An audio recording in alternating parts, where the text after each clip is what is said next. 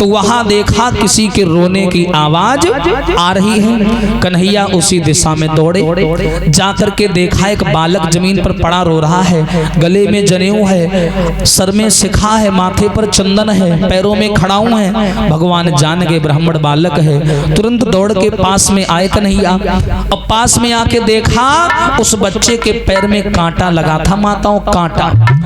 कन्हैया ने सम्मान किया और पैर पकड़ करके मुख से उस कांटे को निकाला, और जैसे कांटे को निकाला वो बालक कोई और नहीं था, वो थे विप्र सुदामा। उसी दिन से कन्हैया और सुदामा की मित्रता हो गई। सुदामा को लेकर के, सुदामा कन्हैया को लेकर के आश्रम आए। अपने ही मड़ैया के अंदर जो छात्रों की एक एक मड़ैया बनी है रुकने के लिए, उस गुट में सुदामा जी ने कृष्ण को शामिल कर लिया, अपना सबसे प्रिय मित्र बना लिया और उसी झोपड़ी में रहने लगे। अपने घड़े से पानी दिया, जानते हैं यदुवंशी है, फिर भी सम्मान किया। और उसके बाद में भगवान श्याम सुंदर सुदामा जी के साथ वहां रहने लगे। हाँ भैया, और जब रहने लगे श्रोताओं, सने सने समय बीता। एक दिन की बात है, आश्रम की ध्यान से सुनना, ये सुदामा नीति से कथा ली गई है, नया सुनने को मिलेगा।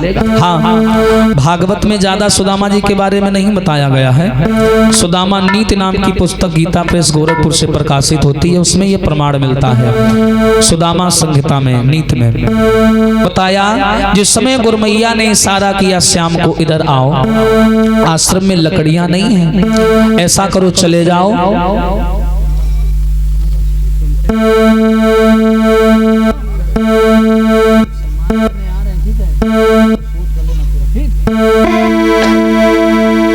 हाँ, ये कहा चढ़ा नेगो। हाँ, मामा अपने मन का लाए हैं, कमरम दिखाएगा, देखो कितना बढ़िया लाए हैं।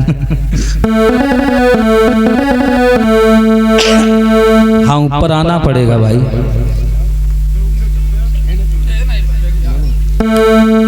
कैमरामैन फोकस करो।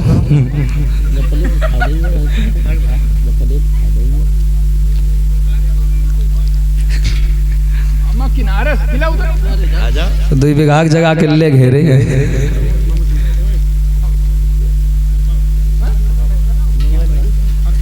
कहाँ मोबाइल यो का धरा, ध्यान बनते ऐसे दबाओ, देखो तरे ना गिर जाए।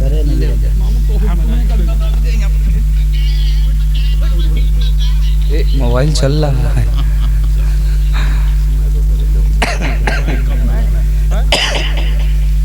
चलो लाओ,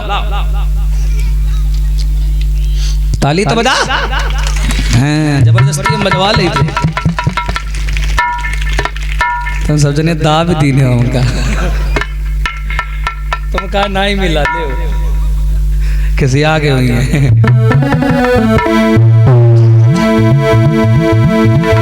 ले हम हो लगा दे, रुक जा, हम दे रहे हैं ना। अरे रुके यार, दबा दे, ऐसे आगे निकाल ले। हाँ, इससे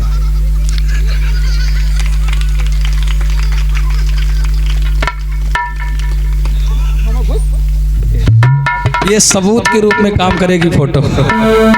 हाँ,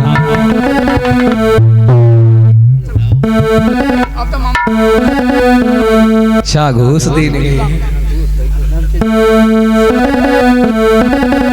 इधर भगवान सुंदर ने कहा, गुरमैया परेशान ना हो, हम जाएंगे और लेकर के जल्दी आ जाएंगे लकड़ियां, परेशान ना हो। चले श्याम और सुदामा को लेके चले, तो गुरमैया ने थोड़े से चना दिए, सुदामा को कहा जाओ, दोनों भाई भूख लगे तो जंगल में मिल बांट के चब लेना और लकड़ी तोड़ के जल्दी आ जाना। सुदामा और कन्हैया चले, जंगल में आए, कन्हैया पेड़ पर चढ़ गए, लकड़ियां तोड़ तोड़ के डालने लगे और सुदामा बीन बीन कर रखने लगे। ध्यान से सुनिएगा, लकड़ी लाने में उन्हें मगर हो गई शाम, और पानी भी गिरने लगा, लौट न पाए श्याम। पानी गिरने लगा, वह माघ मास वह घोर राती, पानी पर पानी आता है।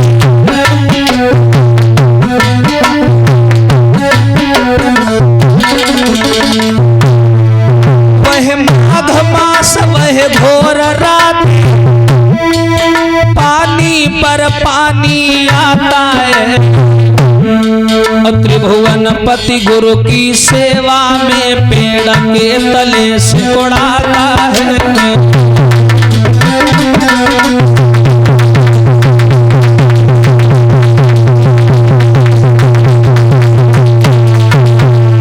याद रखना, पानी गिरने लगा श्रोताओं, और जब पानी गिरने लगा तो कन्हैया बाई पेड़ की खोह में छुप करके बैठ गए। और जब बैठ गए सुदामा नीचे तलहटी में पेड़ के छुप गए और पानी बड़ी तेजी से गिर रहा है। और जब पानी गिरने लगा तो बड़ी देर तक ये ठिठुरते रहे। भैया आज याद करो, त्रिलोकीनाथ हैं, संसार के मालिक हैं, लेकिन देखो आज गुरु की सेवा में वन में ठिठुर रहे हैं। लेकिन आज के गुरुओं पर इतनी बड़ी अनुकंपा नहीं है भगवान की। हाँ, जब ये ठिठुरने लगे तो सुदामा जी को भूख सताई।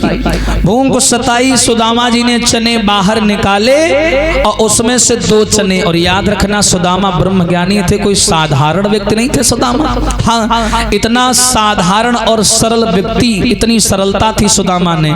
2 चने निकाले और जैसे मुख में डाले चब लिए, और चबने के बाद जब वो चने पेट में पहुंच गए तब एकदम सुदामा की आत्मा से आवाज आई, अरे सुदामा ये तूने क्या कर दिया?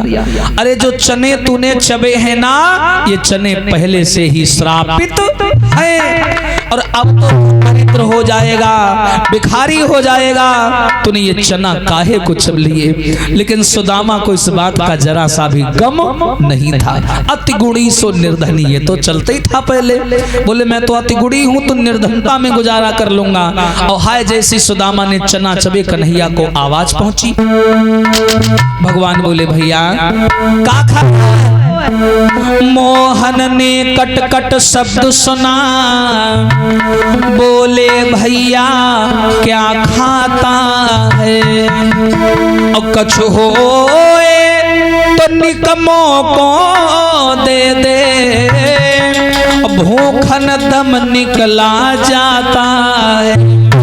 अरे सुदामा भैया तू क्या खा रहा है? खटपट की आवाज आ रही है। और याद रखना यहाँ कुछ लोग ऐसे जो सुदामा जी को भला बुरा बोल देते हैं कि वो धोखेबाज था। याद रखना सुदामा नीति कहती है सुदामा धोखेबाज नहीं थे। सुदामा जैसा ब्राह्मण नहीं मिलेगा दुनिया में, कृष्ण का इतना हितु हित करने वाला। हाँ भैया, सुदामा ने क्या किया? जैसी चनों को चबा था तब इनको पता चल गया था कि ये चने श्रापित हैं। उधर कन्हैया भी मांग बैठे। अंतर्यामी को था मगर भेद का ज्ञान, और फिर भी वो संकेत में कह बैठे भगवान। कन्हैया को मालूम है कि ये चना पहले से ही श्रापित है, और फिर भी कन्हैया जानबूझ के मांग रहे हैं। वो जानते हैं कि सुदामा भी जानता, हम भी जानते हैं। देखते हैं सुदामा जी क्या करते हैं। जब कन्हैया ने चना मांगे तो सुदामा ने सोचा अब कन्हैया चना मांग रहा है, नहीं दूंगा तो बदनाम ठहराया जाऊंगा, नहीं दूंगा तो लोग झूठा ठहराएंगे। अगर देता हूं तो मैं तो ब्राह्मण हूं, ये चने श्रापित है, मैं गरीब का गरीब रहूंगा तो कोई फर्क नहीं पड़ेगा, भीख मांग कर खा लूंगा। लेकिन कन्हैया 3 लोक का मालिक है, ब्रह्म है। अगर ब्रह्म ही गरीब हो जाएगा तो दुनिया वालों का ठिकाना नहीं रहेगा। हाँ, सुदामा ने तो हमें बचाया, तुम्हें बचाया, सबको बचाया। लोग सुदामा को गलत कहते हैं। सुदामा ने इसी वजह से वो चना कन्हैया को नहीं दिए। अच्छा, इस चनों को श्राप किसने दिया था? जब गुरमैया ने सुदामा को चना दिए, कहा जाओ चब लेना, तो वहां पर और ब्राह्मण बालक खड़े थे। पहले में ब्राह्मणों में आज में बड़ा अंतर है। पहले ब्राह्मणों की वाणी में तेज होता था, मस्तक पर तेज होता था, वाणी का समाज में असर होता था। अब तो सब एक जैसे हो गए, क्षमा करें, लेकिन वास्तव में ये सत्य है। अपना ब्राह्मणत्व बेच के खा बैठे। सुदामा ने क्या किया? जैसी चना लिए तो अन्य सुदामा वहां पर ब्राह्मण बालक खड़े थे, अन्य वो ब्राह्मण बालकों में ईर्ष्या होने लगी, आपस में बात करने लगे। बोले देखो भैया, गुरमैया सुदामा को बहुत चाहती हैं, चना दे रही है चना, और हम लोगों को साग बथुआ देती खाने को। एक ब्राह्मण बालक बोला, अरे मित्र बंधु, ये कहता हूं भगवान करे जौनी वो चना चबे वो दरिद्र हो जाए।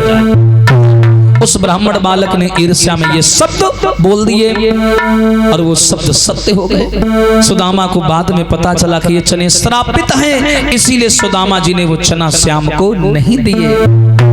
और सुदामा ने नहीं दिए, कन्हैया को भी पता था। अगर वास्तव में सुदामा गलत होते तो चरणों को धो करके वो कन्हैया पी नहीं लेता, इतना याद रखना। अगर सुदामा वास्तव में गलत होते। हाँ, आज कन्हैया को था मगर भेद का ज्ञान उनको मालूम था। दोनों बालक वहां से लौट आए, पर लिखने वालों ने गुरु संग कपट मित्र संग चोरी, कहे होए निर्धन कहे होए कोढ़ी।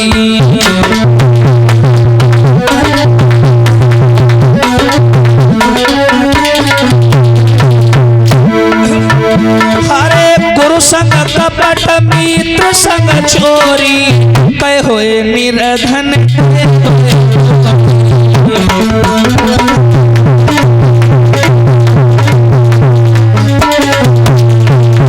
लिखने वाले तो कुछ भी लिखा करते हैं, पर वास्तव में सुदामा गलत नहीं थे। श्रोताओं, सुदामा जी वापस लौट के आश्रम में आए। सुदामा को वो भेद मालूम था कि मुझे श्राप लगा है। दोनों भाइयों की विद्या अध्ययन हुई, पूर्ण हुई, और पूर्ण होने के बाद में भगवान कन्हैया द्वारिका चले आए।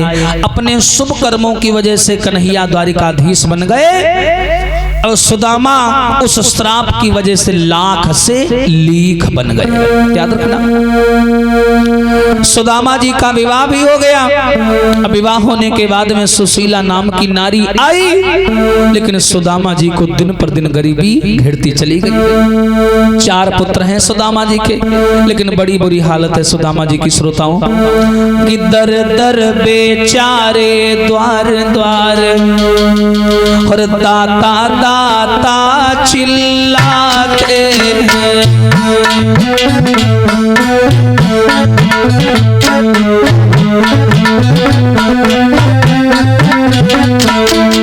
भैया दर दर बेचारे द्वार द्वार, दाता दाता चिल्लाते हैं। और हरे पर किसी रोज भी जी भर के वो आटा दाल न पाते हैं।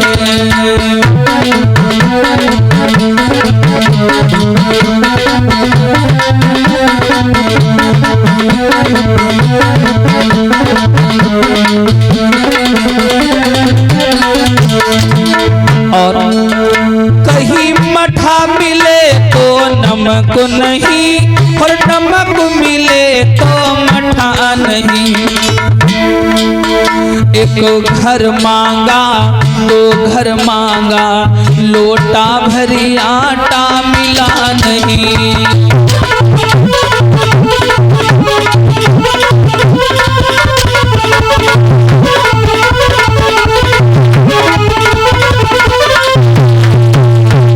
सुदामा की वो हालत हो गई समाज के लोगों कि सुदामा घर घर भीख मांगने लगे, भीख मांग करके खाने लगे। सुदामा जी के 4 पुत्र हैं। मैं आपको क्या बताऊं, इतनी घोर गरीबी सुदामा जी के ऊपर आ गई। सुशीला नाम की नारी घर में है, और कभी उस बेचारी का सौभाग्य नहीं हुआ कि सिर से लेकर के पांव तक कोई बढ़िया साड़ी पहन लेती, कोई चादर ढंग की नसीब नहीं होती है। शाम को सोती है, सर ढकती है चादर से, पैर खुला रह जाते हैं, पैर ढकती है, सर खुला रह जाते हैं। लेकिन सुदामा जी बड़े स्वाभिमानी, कभी 2 घर छोड़ करके तीसरे घर में भीख नहीं मांगते, मिले और चाहे भूख मर जाए। सुदामा जी का माताओं जो सबसे बड़ा लड़का था ना, बड़ा लड़का, 3 दिन हो गए, एक दिन घर में चूल्हा नहीं जला, भोजन नहीं बना। तो एक दिन की बात, जब भोजन नहीं बना, 3-4 दिन हो गए, 3 दिन तक वो लड़के अपनी भूख को दबाए रहे। 4था दिन लगा, लड़के पेट पकड़ करके रोने लगे, बोले मैया अब तो लग रहा है कि प्राण निकल जाएंगे। हाय मैया भाग करके गई और आंगन से जाकर के कपड़ा उठा लाई। लड़के बोले मैया कपड़े का क्या करोगी? और आई सुशीला अपने बच्चों के पेट में कस के कपड़ा बांधने लगी। लड़के बोले कपड़ा क्यों बांध रही हो? मैया बोली इसलिए बांध रहे हैं ताकि तुम्हें भूख ना लगे। सोचो इतनी गरीबी में सुदामा जी रहे थे। हाय लड़के से 2-3 घंटे तो बर्दाश्त हुआ, जब नहीं रहा गया लड़का भागा और भाग करके गांव के किनारे एक तालाब बना हुआ था, तालाब, उस तालाब पर आया और लड़का बेहोश होकर के जमीन पर भूख के कारण गिर गया। कन्हैया ने देखो सो एक ब्राह्मण को भेष बनाए के कन्हैया झोली टांग के वहां आ गए। और जैसे ही कन्हैया आए तुरंत लड़के को जगाया। लड़का उठ के बैठ गया, ढंग से आंखें नहीं खुल रही हैं। भगवान बोले लाला कैसे हो? लड़का बोला भूख लगी है भैया बहुत तेज। कन्हैया ने झोली में हाथ डाला, फल निकाल करके दिए। लड़का भूखे भेड़िए की तरह जुट गया, बहुत दिन का भूखा था। फल खाने लगा और जब फल खाने लगा एकदम से जब उसका पेट भर गया तो उसने कहा आप हैं कौन? कन्हैया बोले तुम हमें अपना चाचा समझ लो, हम चाचा हैं तुम्हारे चाचा। तो लड़का बोला चाचा आज ही खाना खिलाओगे, कल नहीं खिलाओगे? भगवान बोले जब तुम्हें भूख लगे तुम यहीं आ जाया करना और हम तुम्हें भोजन खिला दिया करेंगे। लड़का बोला ठीक है। लड़का दौड़ता हुआ घर गया, उछलता कूदता बड़ा खुश है। सुशीला ने देखा, शक हो गया, अरे भगवान ये तो भी बेहोश पड़ा था, चला नहीं जा रहा था, अचानक चेहरे पे चमक कहां से आ गई? इसका मतलब इसको खाने को कुछ मिला है। सुशीला ने पूछा क्या बात है, तूने कुछ खाया? लड़का बोला अरे मैया मैं तो बताने ही भूल गया, आज चाचा मिले थे ताल किनारे। चाचा? चाचा? पर तुम्हारे पिता श्री सुदामा जी का तो कोई भाई ही नहीं है, चाचा कहां से मिल गए? ये तो मुझे नहीं पता, पर वो कह रहे थे कि मैं तुम्हारा चाचा हूँ। अच्छा वो क्या पहने थे? हाँ बड़ी बड़ी जटाएं थी, झोली टांगे थे, लाल पीले कपड़ा पहने थे। हाँ उनके बालों में मोर मुकुट लगा हुआ था और एक चीज वो कमर में वो बजाने वाली बंसी भी लगाए हुए थे। हाय सुशीला ने जो सुना कोने में जाके रोने लगी, जान गई मेरे कन्हैया के अलावा कोई नहीं हो सकता। हाँ सुशीला रोने लगी, बोली वारे श्याम पीठ पीछे मदद करते हो और सामने आने में शर्म आ रही है। हाँ वो लड़का रोज ताल किनारे जाता और कन्हैया उसे रोज भोजन कराते। एक दिन लड़का स्कूल पढ़ने गया, अध्यापक ने कह दिया कि स्कूल में एक प्रतियोगिता है, प्रतियोगिता, और तुम लोग एक काम करो आधा मन दूध लेकर के सब लोग अपने घर से आओ। एक मन 42-44 किलो का होता है। हाँ आधा मन यानी 20-22 किलो दूध लेकर के आओ, हमारे स्कूल में एक प्रतियोगिता है। सब लड़के बड़े बड़े खानदान के थे तो सब बोले ठीक गुरुजी कल दूध लाएंगे। अब सुदामा का लड़का टेंशन में, हाँ बोला यार हम गरीब आदमी, हमको पीने को तो कभी मिलता नहीं, चुल्ला भर है, हम 20-22 लीटर दूध कहां से लाएंगे इतना दूध? लड़का आया और आकर के सुशीला से बताने लगा, बोला मैया गुरुजी कह रहे हैं प्रतियोगिता है स्कूल में और कह रहे हैं कल आधा मन दूध लेकर के आना। अब बताओ मैया कहां से लाएं? सुशीला बोली पागल हो गया तू, अरे पढ़ाई वढ़ाई छोड़ दे, ये कॉपी किताबें सब फेंक दे, हमारी किस्मत में पढ़ना लिखना नहीं लिखा है, घर में खाने को दाना नहीं है और तू 20-22 किलो दूध लाने की बात कर रहा, कहां से ले जाएगा? लड़का डर गया, शांत हो गया। अचानक से उसे ध्यान आया चाचा के पास चलते हैं, चाचा मदद करेंगे। लड़का भगा ताल किनारे आया, उसने आकर के आवाज लगाई चाचा चाचा। एकदम से कन्हैया वहीं पेड़ के नीचे बैठे थे। हाँ क्या हुआ? अरे चाचा 4 बार बुलाता हूं तब तो तुम सुनते हो, कान में दिक्कत है क्या? भगवान बोले भाई मेरी आदत है, मैं पहली बार बुलाने से नहीं सुनता, हाँ 3-4 बार बुलाओगे तभी सुनूंगा। हाँ वो सब ठीक है, पर चाचा एक बहुत बड़ी दिक्कत आ गई है। क्या?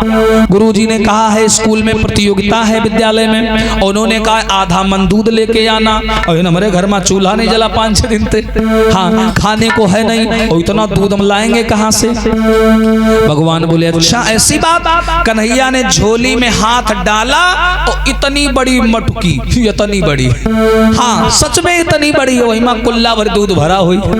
भगवान दिए ने कहा ले जाओ। लड़का कहा चाचा मैं का तालम फेंक दे बहे, हाँ मूड ना खराब करो, इतना दूध थोड़ी, आधा मन यानी 20-22 किलो दूध मंगाया गया और तुम इतनी चोखरिया भरे दूध कुल्ला भरे नहीं हुई माँ। भगवान बोले तुम लेके तो जाओ, हाँ लेके जाओ। लड़का बेचारा वो चोखरिया भरी जेब धल्ली ने चुप पे चला हुआ घर में आके यहाँ अपने बस्तम धल्ली ने बोले माँ जानेगी डांटेगी, और सुबह चोरी से गया स्कूल पढ़ने। सब लाइन से बालक खड़े हैं, एक बढ़िया ऊंचा पात्र रखा है भैया, उसी में सब लड़के अपना अपना दूध जो लाए थे घर से वो डालने लगे। सुदामा के लड़के का नंबर आया, सुदामा का लड़का भी बड़ा मजेदार आदमी, अतनी बड़ी मटकी और खोपड़ी धरे जाए, हाँ अतनी बड़ी संग क्या लड़का देखे का देखो भैया ये हुआ आधा मन दूध लदो जाई रहो। हाँ आधा मन दूध लदो जाई रहो। सुदामा का लड़का दूध लेके आया स्कूल में, और जब सुदामा के लड़के का नंबर आया अध्यापक ने कहा बेटा दूध लाओ। और भैया अतने बड़े कपड़ा के नीचे वो मटकी लुकाए। हाँ लाए हन गुरुजी लाए हन। तो लुकवाए काहे हो? वो पात्र रखा है जब मन्ना आ जाए। अब लेकिन इतना दूध इसमें है क्या? लड़का बोला कुछ नहीं, तुमका दूध मतलब कुछ वो है। हाँ और लड़का लेकर के इतनी बड़ी मटकी चला। तो लड़का लोग चिढ़ाने लगे, बोले गुरुजी ये इतनी बड़ी चोखरिया में यहाँ दूध लावा है कुल्ला भरी। हाँ तो एकदम से अध्यापक बोले क्यों तुम सुदामा के पुत्र हो? हाँ मैं सुदामा का पुत्र हूँ। स्थिति जान गए गरीब घर का बालक है। बोले कोई बात नहीं जाओ उसमें डाल दो आराम से।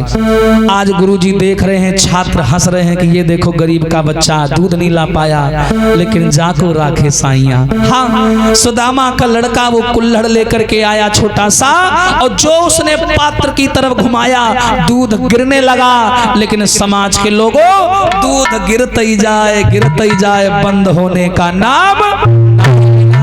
हाँ जो लड़के ने मटकी पलटा ली दूध गिरते ही जाए। गुरुजी तसला लगाए परेशानी, एक भरीगा दो भरीगा तीन भरीगा चार भरी गए। लेकिन मटकी से दूध गिरना बंद नहीं हुआ। गुरुजी कहा लगे यार रोको यार टोटी वोटी कहाँ लागे हो? हाँ एकदम से लड़के ने कपड़ा लगाया लाल, तुरंत दूध रुक गया। लड़का बोला हमारे चाचा जादू कर लेते हैं। हाँ अब भैया स्कूल के छात्र पीछे पड़ गए, अरे मटकी दे देना मार डाली बता देना मटकी ला हम बोला। हाँ सुदामा लड़का भागन दे ले बस्ता सीधे काटू नहीं मटकी नहीं दे। हाँ और लड़का वही मटकी लेकर के चला, और जैसी थोड़ी दूर पहुंचा उसके बाद में बस्ता में हाथ डाला तो देखा मटकी गायब। बोलिए कन्हैया लाल की। जो मटकी गायब भैया वो हुए रोवे लगा। हाँ रोने लगा, भाग करके आया और नदी किनारे फिर खड़ा हो गया, चाचा चाचा चाचा। लेकिन अब की बार जब आया सुदामा का लड़का तो इच्छाएं लेकर के आया था। इच्छाएं लेकर, कौन सी इच्छाएं? उसे लगा चाचा जादू करते हैं, अब मैं जाऊंगा चाचा से कहूंगा 2-4 बीघा प्लाट हमारे नामे कराओ, एक मकान बनवाओ, 2-4 स्कॉर्पियो ने कराओ हमारे खाते। हाँ लड़का इच्छा लेकर के पहुंचा था कि मैं चाचा से धन मांगूंगा। लेकिन श्रोताओं सबसे बड़ी अजीब बात, लड़का जैसी नदी किनारे आया बड़ी देर तक कन्हैया को बुलाता रहा, लेकिन उस दिन कन्हैया बुलाने पर नहीं आया। हाँ अगर उस दिन कन्हैया आ जाते तो शायद उस बच्चे को अभिमान हो जाता और वो भगवान कन्हैया का मूल्य भूल जाता। इसीलिए कन्हैया उस दिन नहीं आए। लड़का निराश हो गया। लड़के को लगा ये 4 दिन की चांदनी थी, अब अंधेरी रात फिर हो गई। फिर लड़का लौट आया और पुनः फिर वही गरीबी का सहारा चलने लगा, फिर वही गरीबी में जीने लगे। अरे बिगड़ी का कोई ना और बनी का जमाना, और गरीबी में दुनिया मारती है ताना। बिगड़ी का कोई ना बनी का जमाना, गरीबी में दुनिया मारती है ताना।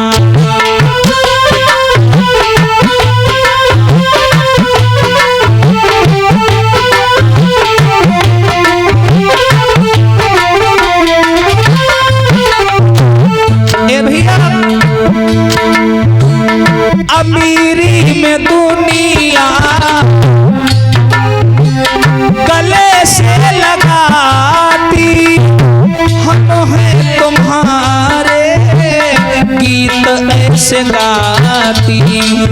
अमीरी में दुनिया गले से लगाती, हम हैं तुम्हारे गीत ऐसे गाती। हाँ आई जब गरीबी तो हुए सब रवाना, आई जब गरीबी तो हुए सब रवाना, गरीबी में दुनिया मारती।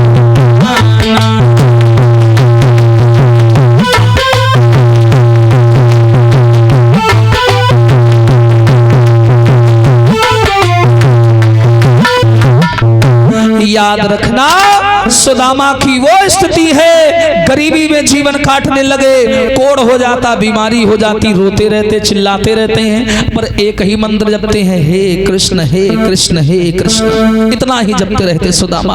हाँ भैया, याद रखना जो इन गरीबी के गलियारों से निकल के आया है वो जानता होगा कि मानव के जीवन में गरीबी कितना बड़ा श्राप है।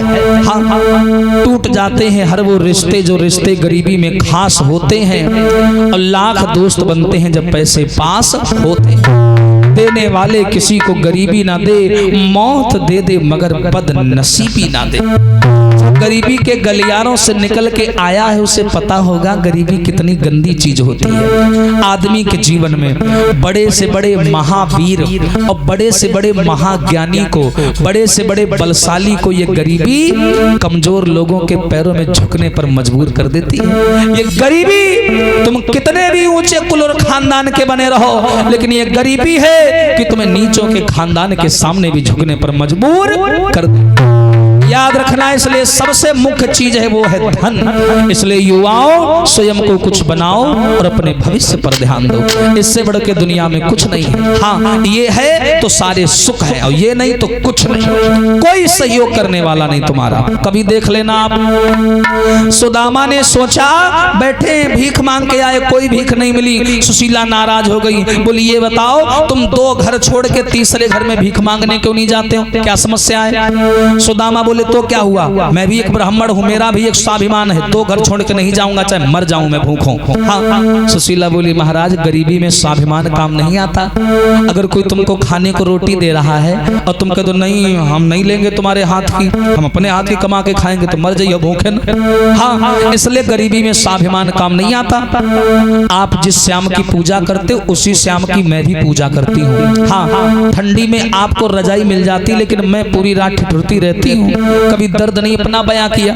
दलिया मांग करके लाते हो, शक्कर पे नियत नहीं लाती हूँ, ऐसे ही खा लेती हूँ, लेकिन अपना पेट काट करके आप सबको पाल रही हूँ, लेकिन कभी शिकायत नहीं की मैंने। पर दुख इस बात का है कि जिस श्याम की पूजा तुम करते हो उसी श्याम की पूजा हम करते हैं, पर कन्हैया हमें तुम्हें इतना दुख क्यों देता है, इतना बता दो। सुदामा ने क्या किया, बढ़िया दिमाग लगाया और कन्हैया को दोषी ठहरा दिया, अपने आप को बचा लिया। सुदामा बोले सुशीला अरे कन्हैया तो मेरे बचपन को है, बचपन को। हाँ, हम गुरुकुल में जब पढ़े कृष्ण मेरो सही पाठी, गुरुकुल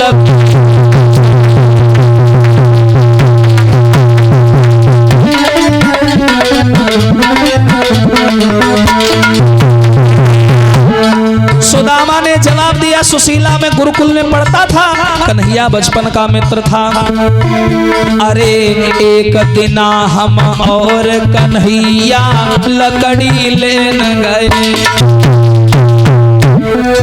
गुरु मैया ने चना दे, मैंने अकेले ही चाक लाए, और मनमोहन ने श्राप दयो हम तब से गरीब भये,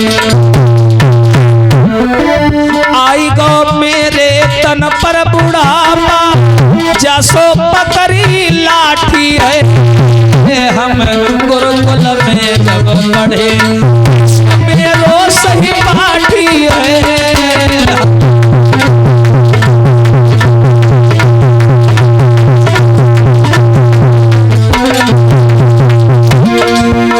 सुशीला कन्हैया ने श्राप दे दिया, अरे रनिया कैसे जीवन कटे, रूठ गए हमसे बनवा, रनिया कैसे जीवन कटे, रूठ गए हमसे गिरधारी।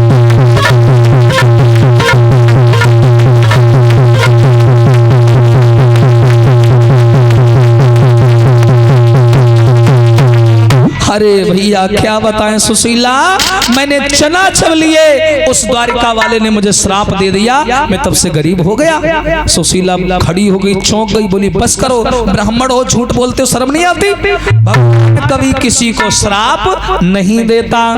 अगर चलो मान भी लिया उन्होंने श्राप दिया है, तो ऐसा करो, अगर वो श्राप देना जानते हैं तो श्राप हरण भी करना जानते हैं।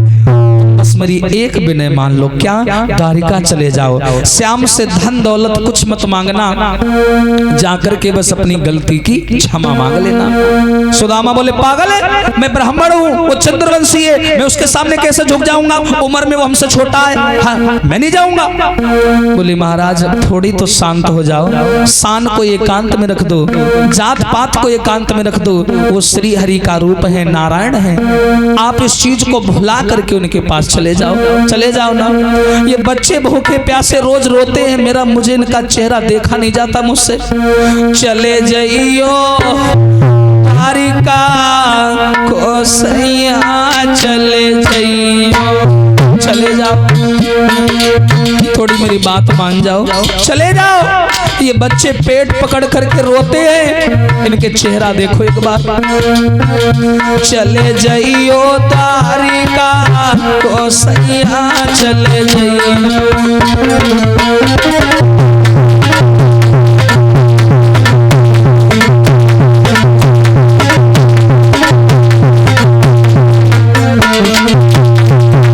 चले जाओ, अरे धन और माल कछु न लियो, माल अरे केवल क्षमा मांगी के दियो, केवल।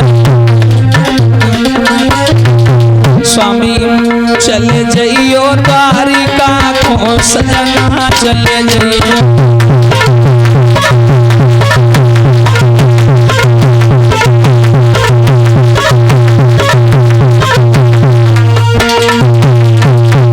ऐसा करो महाराज, द्वारिका चले जाओ। सुदामा बोले अगर तुम जिद कर रही हो तो मैं चला जाऊंगा, लेकिन एक बात बताऊं सुशीला, खाली हाथ जाना अच्छा नहीं होता है। गुरु पितु मातु मित्र इनके यहाँ कोई जावे तो छोटी मोटी भेंट संग ले जावे। यहाँ तो 5 दिन से चूल्हा नहीं जला, अब तुम बताओ मैं क्या लेके जाऊं? सुशीला बोली तुम बाकी चिंता ना करो, हम कहूँ जाए कैसे उलाए, हम कुछ ना कुछ मांग के लाएंगे, लेकिन तुम जाओ जरूर। सुदामा बोले चल ले आओ। सुदामा को लगा सुशीला जाएगी, उसको मांगने से कुछ मिलेगा नहीं, तो हम जाएंगे भी नहीं द्वारिका, इसलिए सुदामा बोले जाओ अच्छा मांग लाओ। लेकिन सुशीला जिद करके गई थी कि मांग के लाऊंगी। हाय 5-6 पड़ोसन के पास मांगने गई, ए बहन मेरे पिया द्वारिका जा रहे हैं, कुछ हो तो दे दो। हाय पड़ोसन खाए के दौर पर ही, हाँ चिल्ला पड़ी, कल ले गई तो दे नहीं गई, आज फिर आ गई मांगने। हाँ 4-5 जगह गई पर मांगने से किसी ने कुछ नहीं दिया। एक पड़ोसन बड़ी अच्छी थी, उसने कहा बहन चावल लाए थे मेरे पति बाजार से, वो तो बना के मैंने बच्चों को खिला दिए हैं। जब चावल पछोर रही थी ना, वहां कूड़े में जाओ, चावल के कुछ टुकड़े पड़े होंगे और कुछ नहीं है। हाय सुशीला भाग करके आई, ऐसे धोती का आंचल खोल लिया और एक एक दाना बीन बीन करके इकट्ठा करने लगी। इसी को बोलते हैं असली भक्ति और असली पूजा। नहीं है खूब चढ़ा दे खूब, इससे उद्धार होने वाला नहीं। भाव मन देखो कितना सरल है सुशीला का, एक एक दाना बीन रही है और जैसे इकट्ठा किया तो मुश्किल से मुश्किल 4 मुट्ठी चावल हुए 4। अब सुशीला एक पोटली बना करके लाई, सुदामा को दिया, ले महाराज। सुदामा बोले इसमें क्या है? चावल है चावल। भड़क गए, पागल हो गई, वो इतना बड़ा द्वारिका के राजा, वो तुम्हारे चौर खाई है, वो तो इनकार कर देगा। बोले महाराज उनको इससे थोड़ी मतलब है, दुर्योधन को भोग